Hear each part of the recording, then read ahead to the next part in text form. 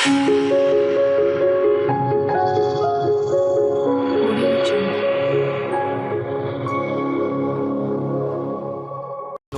சொன்னீங்கன்னா நான் ஃபர்தரா டீடைல்ஸ் சொல்லுவேன். போன் எடுக்கணும் போயிட போறான்னு பாத்துக்க. ஐய் ஓசியில் சீட்டுன்னு சொன்னதுக்கு ஒரு தடவை வந்திருக்கான். எப்படா போவான்னாலு முதல்ல பேரண்ட்டுக்கு காலேஜ் பிடிக்க வைப்பேன். புதுசாக ஜாயின் பண்ண வந்திருக்கீங்களா? Hi sir. வணக்கம் நம்பி.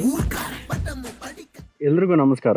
ನಾನಿವತ್ತು ತಮಿಳಲ್ಲಿ ಇತ್ತೀಚೆಗೆ ರಿಲೀಸ್ ಆದ ಸೆಲ್ಫಿ ಅನ್ನೋ ಫಿಲಮ್ ಬಗ್ಗೆ ಮಾತಾಡೋಣ ಅಂತಿದ್ದೀನಿ. ಹಳೆ ಫಿಲಮ್ ಡೈರೆಕ್ಟ್ರುಗಳೇ ಒಳ್ಳೊಳ್ಳೆ ಫಿಲಮ್ ಮಾಡ್ತಿಲ್ಲ. ಹೆಂಗಂದ್ರೆ ಹೆಂಗೆ ಫಿಲಮ್ ಮಾಡಿಬಿಟ್ಟು ಥಿಯೇಟ್ರ್ ರಿಲೀಸ್ ಮಾಡ್ತಿದ್ದಾರೆ. ಇನ್ನು ಹೊಸ ಫಿಲಮ್ ಡೈರೆಕ್ಟ್ರು ಏನು ಮಾಡಿರ್ತಾರೆ ನೋಡೋಣ ಅಂತ ಈ ಫಿಲಮ್ನ ನೋಡಿದೆ.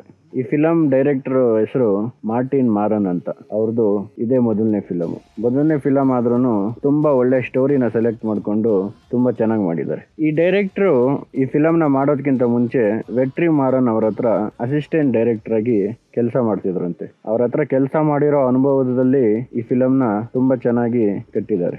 ಈ ಫಿಲಮ್ಗೆ ಸಬ್ರೀಶ್ ಅವರು 20 ಕೋಟಿಲಿ ನಿರ್ಮಾಣ ಮಾಡಿದರೆ ಜಿ.ವಿ. ಪ್ರಕಾಶ್ ಅವ್ರನ್ನ ಹೀರೋ ಆಗಿ ಹಾಗೂ ಗೌತಮ್ ಮೆನನ್ ಅವ್ರನ್ನ ವಿಲನ್ ಆಗಿ ಸೆಲೆಕ್ಟ್ ಮಾಡಿದ್ದಾರೆ. ಈ ಫಿಲಮ್ನ ಫುಲ್ ನೋಡಿದ್ಮೇಲೆ ನನಗೊಂದು ಡೌಟ್ ಬಂತು. ಆ ಡೌಟ್ ಏನು ಅಂತ ಲಾಸ್ಟಲ್ಲಿ ಹೇಳ್ತೀನಿ, ಲಾಸ್ಟ್ವರೆಗೂ ಕೇಳಿ. ಯಾವುದೇ ಒಂದು ಚಿತ್ರಕ್ಕೆ ಕಥೆನ ಬರೀಬೇಕಿದ್ರೆ ಆ ಕತೆಗೆ ಅದರದೇ ಆದಂಥ ಕೆಲವು ಬೌಂಡ್ರೀಸ್ ಇರುತ್ತೆ.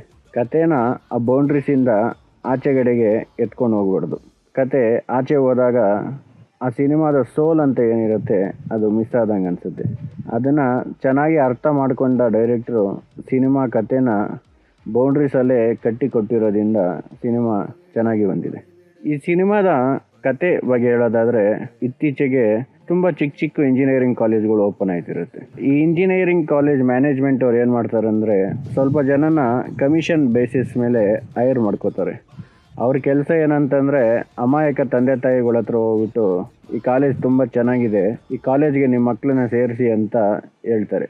ಈ ಕಾಲೇಜಲ್ಲಿ 100% ಪ್ಲೇಸ್ಮೆಂಟ್ ಇದೆ, ಈ ಕಾಲೇಜಲ್ಲಿ ಒಳ್ಳೊಳ್ಳೆ ಫೆಸಿಲಿಟೀಸ್ ಇದೆ ಅಂತೆಲ್ಲ ಹೇಳ್ತಾರೆ.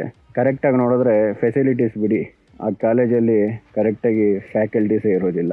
ಈ ಥರ ಮೋಸವಾದ ಅಮಾಯಕ ಜನರು ತಮ್ಮ ಮಕ್ಕಳನ್ನ ಆ ಕಾಲೇಜ್ಗಳಿಗೆ ಸೇರಿಸ್ತಾರೆ. ಇದರಿಂದ ಆ ಕಮಿಷನ್ ಬೇಸಿಸ್ ಮೇಲೆ ಕೆಲಸ ಮಾಡೋರಿಗೆ ಸ್ವಲ್ಪ ಕಮಿಷನ್ ಕೂಡ ಸಿಕ್ಕತ್ತೆ. ಈ ಕಮಿಷನ್ ದಂಧೆ ಬಗ್ಗೆನೇ ಈ ಚಿತ್ರ. ಇದೇ ಥರ ಕಮಿಷನ್ ಮಾಫಿಯಾಗೆ ಬಲಿಯಾದ ನಮ್ಮ ಹೀರೋ ಒಂದು ಚಿಕ್ಕ ಕಾಲೇಜಲ್ಲಿ ಅಡ್ಮಿಷನ್ ತಗೋತಾನೆ. ಆ ಕಾಲೇಜ್ ಮೇಲೆ ಅಡ್ಮಿಷನ್ ತಗೊಂಡ್ಮೇಲೆ ಅವನು ಗೊತ್ತಾಗುತ್ತೆ ಅವನೊಂದು ಟ್ರ್ಯಾಪಲ್ಲಿ ಸಿಗಾಕೊಂಡಿದ್ದಾನೆ ಅಂತ. ಮೊದಲು ಅದಕ್ಕೆ ವಿರೋಧ ಮಾಡಿದ್ದ ನಮ್ಮ ಹೀರೋ, ಆನಂತರ ಅವನು ಗೊತ್ತಾಗುತ್ತೆ ಈ ಥರ ಬೇರೆಯವ್ರನ್ನ ಯಾಮಾರಿಸಿ ಕಾಲೇಜಿಗೆ ಸೇರಿಸೋದ್ರಿಂದ ಒಳ್ಳೆ ದುಡ್ಡು ಬರುತ್ತೆ. ಅವನಿಗಿರೋ ಶೋಕಿಗಳು, ಅವನಿಗೆ ಎಣ್ಣೆ ಹೊಡಿಬೇಕು, ಅವನ ಗರ್ಲ್ ಫ್ರೆಂಡ್ ಜೊತೆ ಸುತ್ತಾಡಬೇಕು, ಇದಕ್ಕೆಲ್ಲ ದುಡ್ಡು ಬೇಕಾಗತ್ತಲ್ವಾ. ಆ ದುಡ್ಡು ಈ ಕಮಿಷನಿಂದ ಸಿಗುತ್ತೆ ಅನ್ನೋ ಒಂದು ಆಸೆಗೆ ನಮ್ಮ ಹೀರೋ ಕಾಲೇಜ್ಗಳಿಗೆ ಅಮಾಯಕರನ್ನ ಜಾಯಿನ್ ಮಾಡ್ಸೋಕ್ಕೆ ಸ್ಟಾರ್ಟ್ ಮಾಡ್ತಾನೆ. ಆ ಕಾಲೇಜಲ್ಲಿ ಒಳ್ಳೊಳ್ಳೆ ಸ್ಟ್ರಾಟಜೀಸ್ನ ಯೂಸ್ ಮಾಡಿ ತುಂಬ ಜನ ಅಮಾಯಕರನ್ನ ಆ ಕಾಲೇಜ್ಗೆ ಅಡ್ಮಿಷನ್ ಮಾಡಿಸ್ತಾನೆ. ಆನಂತರ ಅವನು ಗೊತ್ತಾಗುತ್ತೆ 20-30 ಜನ ಕಾಲೇಜ್ ಹುಡುಗರನ್ನ ಇಂಜಿನಿಯರಿಂಗ್ಗೆ ಸೇರಿಸೋದ್ರ ಬದಲು ಒಬ್ಬರನ್ನ ಮೆಡಿಕಲ್ ಕಾಲೇಜಿಗೆ ಸೇರಿಸಿದ್ರೆ ಇನ್ನೂ ಜಾಸ್ತಿ ಕಮಿಷನ್ ಬರುತ್ತೆ ಅಂತ. ಇದನ್ನು ತಿಳ್ಕೊಂಡಂತ ನಮ್ಮ ಹೀರೋ ಮೆಡಿಕಲ್ ಕಾಲೇಜ್ ಸೀಟ್ ಮಾಫಿಯಾಗೆ ಇಳಿತಾನೆ. ಅಲ್ಲಿ ಇಳಿದಾಗ ಅವನು ಏನೇನು ಪ್ರಾಬ್ಲಮ್ನ ಫೇಸ್ ಮಾಡ್ತಾನೆ ಅಂತನ್ನೋದೇ ಈ ಫಿಲಮ್ನ ಸ್ಟೋರಿ. ಈ ಫಿಲಮ್ನ ಪಾಸಿಟಿವ್ ಪಾಯಿಂಟ್ ಬರೋದಾದರೆ, ಈ ಫಿಲಮ್ನ ಮೊದಲನೇ ಪಾಸಿಟಿವ್ ಪಾಯಿಂಟೇ ಈ ಫಿಲಮ್ನ ಸ್ಟೋರಿ. ತುಂಬ ಒಳ್ಳೆ ಸ್ಟೋರಿ ಸೆಲೆಕ್ಟ್ ಮಾಡಿದ್ದಾರೆ ಹಾಗೂ ಅದನ್ನ ತುಂಬ ಚೆನ್ನಾಗಿ ಕೂಡ ಪ್ರೆಸೆಂಟ್ ಮಾಡಿದ್ದಾರೆ. ಎರಡನೇ ಪಾಸಿಟಿವ್ ಪಾಯಿಂಟು, ಈ ಫಿಲಮಲ್ಲಿ ಆ್ಯಕ್ಟಿಂಗ್ ಮಾಡಿರೋರು ಎಲ್ಲರೂ ತುಂಬ ಚೆನ್ನಾಗಿ ಮಾಡಿರೋರು. ಜಿ.ವಿ. ಪ್ರಕಾಶ್ ಆಗಿರ್ಬೋದು, ಗೌತಮ್ ಮೆನನ್ ಆಗಿರ್ಬೋದು. ಗೌತಮ್ ಮೆನನ್ ಅವರು ಟೆಕ್ನಿಷಿಯನ್ ಆಗಿದ್ರು ಕೂಡ ಅವರು ಆ್ಯಕ್ಟಿಂಗ್ ತುಂಬ ಚೆನ್ನಾಗೇ ಮಾಡಿದ್ದಾರೆ. ಈ ಚಿತ್ರದಲ್ಲಿರೋ ಮೊದಲನೇ ನೆಗೆಟಿವ್ ಪಾಯಿಂಟ್ ಏನು ಅಂತಂದರೆ ಫಿಲಮ್ನ ಹೀರೋಯಿನ್. ಸ್ಟೋರಿಗೆ ಯಾವುದೇ ಕಾಂಟ್ರಿಬ್ಯೂಷನ್ ಇಲ್ಲ, ಆದರೂ ಒಂದು ಸಿನಿಮಾ ಅಂದಮೇಲೆ ಹೀರೋ ಜೊತೆಗೆ ಹೀರೋಯಿನ್ ಇರಬೇಕಲ್ಲ ಅಂತ ಅಂದ್ಬಿಟ್ಟು ಬಲವಂತವಾಗಿ ಹೀರೋಯಿನ್ನ ತುರುಗ್ದಂಗಿದೆ. ಹೀರೋಯಿನ್ ಚೈಲ್ಡ್ ಥರ ಆಡ್ತಿರ್ತಾಳೆ, ಅವಳನ್ನ ಮೆಡಿಕಲ್ ಕಾಲೇಜ್ ಸ್ಟೂಡೆಂಟ್ ಅಂತ ಪೋರ್ಟ್ರೇ ಮಾಡಿದ್ದಾರೆ. ಎರಡನೇ ನೆಗೆಟಿವ್ ಪಾಯಿಂಟ್ ಅಂತಂದರೆ, ಇಂಟರ್ವಲ್ನ ಮುಂಚೆ 10 ನಿಮಿಷ ಹಾಗೂ ಇಂಟರ್ವಲ್ ಆದಮೇಲೆ 10 ನಿಮಿಷ ಫಿಲಮ್ ಸ್ವಲ್ಪ ಲ್ಯಾಗ್ ಆಗುತ್ತೆ. ಈ 20 ನಿಮಿಷ ಟೈಮ್ ಸ್ಪ್ಯಾನಲ್ಲಿ ಸ್ವಲ್ಪ ಸ್ಟ್ರಾಂಗ್ ಆಗಿ ಸ್ಕ್ರೀನ್ ಪ್ಲೇನ ಬರ್ಕೊಂಡಿದ್ದರೆ ಈ ಫಿಲಮ್ ಇನ್ನೂ ಚೆನ್ನಾಗಿ ಮೂಡಿ ಬರ್ತಿತ್ತು.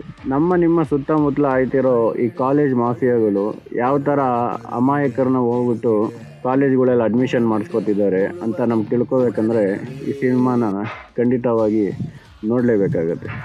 ನಾನು ನಿಮಗೆ ಮುಂಚೆ ಹೇಳಿದ್ನಲ್ಲ, ನನಗೆ ಈ ಫಿಲಮ್ ನೋಡಿದ್ಮೇಲೆ ಒಂದು ಡೌಟ್ ಬಂತು ಅಂತ. ಆ ಡೌಟ್ ಏನು ಅಂತಂದರೆ ಈ ಫಿಲಮ್ಗೆ ಸೆಲ್ಫಿ ಅಂತ ಏನಕ್ಕೆ ಹೆಸರಿಕ್ತಾರೆ ಅಂತಲೇ ನನಗೆ ಅರ್ಥ ಆಗಿಲ್ಲ. ನಿಮ್ಗೆ ಯಾರಿಗಾದ್ರೂ ಅರ್ಥ ಆಗಿದ್ರೆ ಕಮೆಂಟ್ ಮಾಡಿ ತಿಳಿಸಿ. Thank you.